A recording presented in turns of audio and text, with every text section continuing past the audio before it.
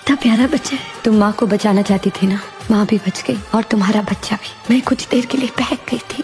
इस बच्चे की माँ तुम ही हो, ये तुम्हारा ही है। बच्चा मत हो। मैं घर वालों को सच्चाई बता देती हूँ। जब दो भाई एक घर में एक छत के नीचे एक साथ रह सकते हैं तो बहनें क्यों नहीं रह सकती? मुझे यहाँ पूरा परिवार मिला है, सिर्फ एक बहन की कमी थी, आज वो भी मिल गई। इस बहन को बहन ही रहने दो, सौतन मत बनाओ इस परिवार पे। और राज पे सिर्फ तुम्हारा हक है। मैं यहाँ एक बेटी बनी, दुल्हन बनी और एक माँ, और मुझे क्या चाहिए? हाँ? जो तुमने मेरे लिए प्रिया के लिए किया है, उसके लिए अगर मैं अपनी पूरी दौलत पे दे दूं तो बेकम।